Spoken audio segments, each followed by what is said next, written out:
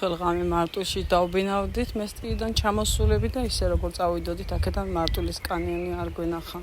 შევედით კანიონზე, მოვირგეთ ჟილეტები და წავედით ქვევით, სადაც არის ნავები. ეს ადგილი არის არ ვიცი, ბუნების სასწაული, რომელიც არის თავად წერს ისტორიას. ჯერ მარტო წყლის სიკამკამე ნახეთ. ნახეთ როგორ ალამაზია, რა ფერი აქვს, როგორი სუფთა და ნახეთ ნაპირები.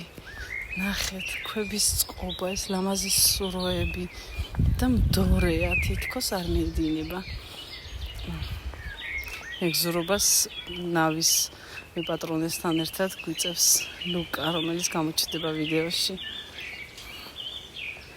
ნახეთ რა სასწაულია, ნახეთ როგორ ჩანს კენჭები და გზადაგზა კალმახებიც ჩანან. როგორ შეიძლება ეს ადგილი არ ქონდეს ნანახი ქართველს და არა მარტო ქართველს, ეს ყველამ უნდა ნახოს. მე მარტვილები ვარ და რცხვენია რომ პირველად ნახე ეს მარტვილის კანიონი. ნახეთ რა სილამაზეა. აი ლუკას გამოჩნდა, რომელსაც მიყავს ნავი, ისე უსმევს ნიჩბებს, რომ ნელა გვატაროს, რომ დავტკბეთ ამ სიამოვნებით.